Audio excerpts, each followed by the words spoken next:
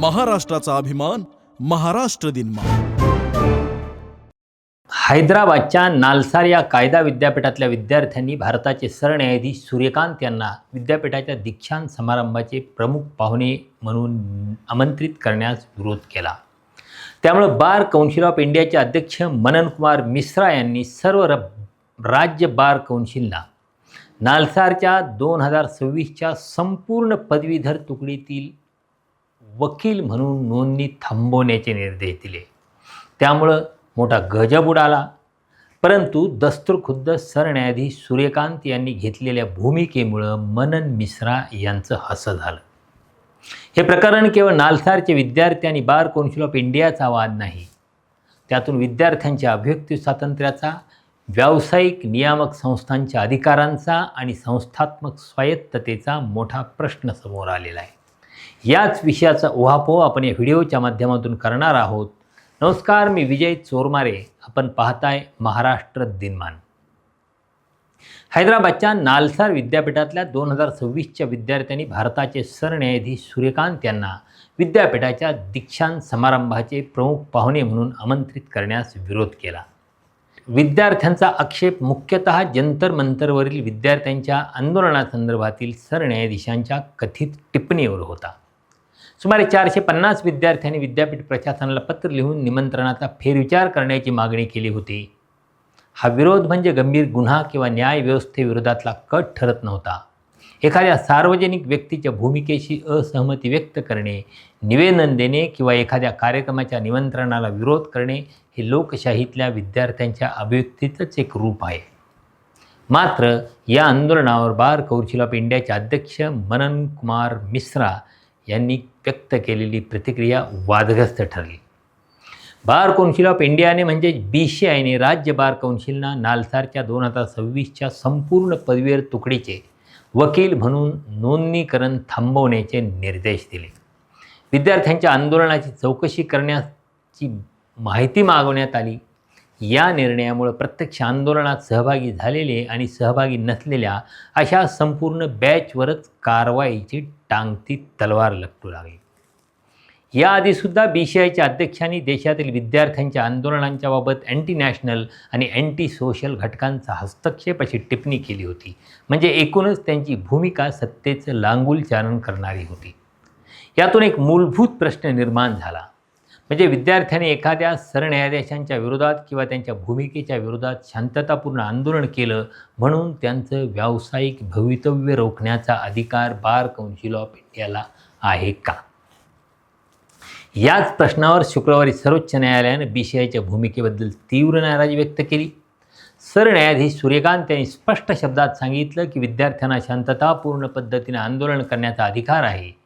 विद्यार्थ्यांचा मुद्दा चुकीचा असला तरी त्यांना तो मांडण्याचा अधिकार आहे. BCI किंवा अन्य कोणत्याही संस्थेनं अनावश्यकपणे या प्रकरणात हस्तक्षेप करण्याबाबत त्यांनी आक्षेप नोंदवला. आपणसुद्धा विद्यार्थी असताना विद्यार्थी चळवळीमध्ये सहभागी झालो असल्याचं सरन्यायाधीश सूर्यकांत यांनी सांगितलं. कायदेशीर आणि शांततापूर्ण पद्धतीनं आवाज उठवला जात असेल तर तो ऐकला गेला पाहिजे असं त्यांनी स्पष्ट केलं. सरन्यायाधीशांचा हा प्रश्न या संपूर्ण प्रकरणाचा गाभा आहे, हे इथं लक्षात घ्यायला हवं. म्हणजे नालसार हे विद्यापीठ आहे. विद्यार्थ्यांनी विद्यापीठातल्या एका कार्यक्रमाबाबत आपला आक्षेप नोंदवला आहे. अशा परिस्थितीत BCI सारख्या व्यावसायिक नियामक संस्थेनं संपूर्ण पदवीधर बॅचचे वकील म्हणून नोंदणीकरण रोखणं कितपत कायदेशीर आणि तर्कसंगत आहे हा प्रश्न उपस्थित झाला. ज्येष्ठ विधिज्ञ के परमेश्वर यांनी सर्वोच्च न्यायालयात याचिकेचा उल्लेख करताना याच मुद्द्याकडे लक्ष वेधलं. BCI अध्यक्षांचा निर्णय नंतर मागे घेण्यात आला असला तरी तो निर्णय कोणत्या पद्धतीने घेण्यात आला हा प्रश्न कायम राहत असल्याचा त्यांचा युक्तिवाद होता. म्हणजे BCIची बैठक घेऊन हा निर्णय घेण्यात आला होता का याबाबतसुद्धा त्यांनी प्रश्न उपस्थित केला. न्यायमूर्ती जॉयमाल्या बागची यांनीही असा निर्णय घेण्यासाठी बार कौन्सिल ऑफ इंडियाची बैठक बोलावण्यात आली होती का असा प्रश्न विचारला. हा प्रश्न केवळ प्रक्रियेचा नाही, तर BCI सारख्या वैधानिक संस्थेनं आपल्या अध्यक्षांच्या वैयक्तिक निर्णयातून इतका व्यापक परिणाम घडवून आणणं योग्य आहे का, हा त्यामागचा मोठा प्रश्न आहे. या प्रकरणातली सर्वात चिंताजनक बाब म्हणजे विद्यार्थ्यांच्यावरची सामूहिक कारवाई. समजा काही विद्यार्थ्यांनी आंदोलन आयोजित केलं आणि त्यातील काहींनी एखादी भूमिका घेतली, तर त्या विशिष्ट विद्यार्थ्यांच्यावर चौकशी करणं, आरोप निश्चित करणं आणि त्यानंतर त्यांना स्वतःचं म्हणणं मांडण्याची संधी देऊन कारवाईची कायदेशीर प्रक्रिया करता येऊ शकते. अर्थात ते फार योग्य ठरलं नसतं, पण एका मर्यादेपर्यंत ते मान्य करता येईल. पण संपूर्ण बॅचच नोंदणीकरण रोखणं म्हणजे दोष निश्चित होण्यापूर्वीच सामुदायिक शिक्षा देण्यासारखं ठरलं असतं. याचिकाकर्त्यांनी हाच मुद्दा उपस्थित केला. ॲडव्होकेट्स ॲक्टच्या कलम 24A मध्ये वकील म्हणून नोंदणीस अपात्र ठरण्याची कारणं निश्चित करण्यात आली आहेत. विद्यार्थी आंदोलनात सहभागी होणं किंवा विद्यापीठात एखादी चौकशी सुरू असणं हे त्यापैकी नाही, असा त्यांचा युक्तिवाद आहे. म्हणजेच एखाद्या विद्यार्थ्याच्या राजकीय किंवा सामाजिक भूमिकेचा परिणाम त्याच्या व्यावसायिक पात्रतेवर होऊ शकतो का, असा प्रश्न उपस्थित होतो आणि त्यामुळंच एकूण या प्रश्नाची व्याप्ती वाढते. कायद्याचे विद्यार्थी जर एखाद्या सरन्यायाधीशांच्या भूमिकेवर प्रश्न उपस्थित करू शकत नसतील, तर कायद्याचं शिक्षण नेमकं कशासाठी?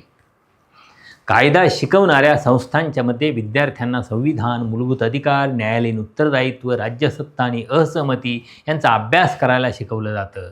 उद्या एखादा विद्यार्थी न्यायालयाच्या एखाद्या निर्णयावर टीका करतो, एखाद्या न्यायाधीशाच्या निरीक्षणाची असंमती व्यक्त करतो किंवा न्यायव्यवस्थेतील एखाद्या प्रश्नावर आंदोलन करतो, तर त्याला वकील होण्यापासून रोखण्याचा मार्ग खुला झाला, तर त्याचा परिणाम केवळ नालसारपुरता मर्यादित राहणार नाही.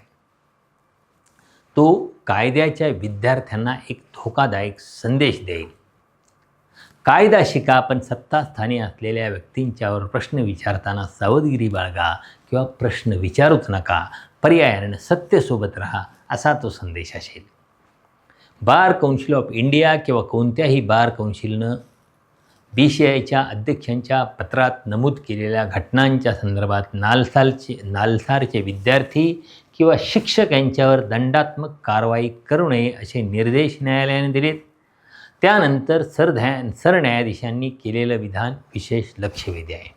त्यांनी विद्यार्थ्यांना सर्वोच्च न्यायालयाच्या बारमध्ये येण्याचं आवाहन केलं आहे. शक्य तितक्या लवकर वकिलीची नोंदणी करून सर्वोच्च न्यायालयाच्या बारमध्ये सहभागी व्हा, असं त्यांनी सांगितलं. कायदेविषयक मदतीच्या प्रकरणामध्ये त्यांना संधी देऊ, असं सुद्धा त्यांनी आश्वस्त केलं. या प्रकरणात 3 मुद्दे येतात. पहिला, विद्यार्थ्यांचा अभिव्यक्ती स्वातंत्र्य. दुसरा, विद्यापीठात शैक्षणिक आणि संस्थात्मक स्वायत्ततेचं स्वातंत्र्य. आणि तिसरा, व्यावसायिक नियामक संस्थेच्या अधिकारांची मर्यादा. बार कौन्सिल ऑफ इंडियाला वकिलीच्या व्यवसायाचं नियमन करण्याचा अधिकार आहे, पण तो अधिकार विद्यार्थ्यांच्या प्रत्येक सामाजिक आणि राजकीय कृतीवर नियंत्रण ठेवण्याचा परवाना आहे का, हा प्रश्न सर्वोच्च न्यायालयापुढे आता अधिक स्पष्टपणे आला आहे. विशेषतः बार कौन्सिल ऑफ इंडियाच्या अध्यक्षांनी आधीच देशातील विद्यार्थी आंदोलनाबाबत कठोर आणि राजकीय स्वरूपाची भाषा वापरली होती. या पार्श्वभूमीवर नालसारच्या विद्यार्थ्यांच्यावरची ही कारवाई अधिक संवेदनशील ठरते. या प्रकरणातला सर्वात महत्त्वाचा धडा म्हणजे लोकशाहीमध्ये विद्यार्थ्यांचं आंदोलन ही धोकादायक गोष्ट नाही, उलट विद्यापीठ हे प्रश्न विचारण्याचा आणि सत्तेला अस्वस्थ करणारे प्रश्न उपस्थित करण्याचं ठिकाण असतं. एखाद्या विद्यार्थ्याची भूमिका चुकीची असेल तर तिचं खंडन करता येतं, त्याच्याशी संवाद करता येतो. विद्यापीठाच्या नियमांचं उल्लंघन झालं असेल तर नियमानुसार चौकशी करता येते. पण तुम्ही आमच्याशी असहमत आहात म्हणून तुमच्या व्यावसायिक आयुष्याची वाट लावतो, हा दृष्टिकोन सूडबुद्धीचा आणि कायद्याच्या राज्याशी विसंगत ठरू शकतो. बार कौन्सिल ऑफ इंडियाचे अध्यक्ष मनन मिश्रा यांनी तोच तोरा दाखवला आणि ज्यांची मर्जी संपादन करण्यासाठी त्यांनी हा खटाटोप केला, त्या सरन्यायाधीशांनीच त्यांचा मुखभंग केला. निष्ठा सिद्ध करण्यासाठी राजापेक्षा राजनिष्ठ होण्याची कृती अंगाशी येऊ शकते, हेच या निमित्तानं अनुभवायला आले. धन्यवाद.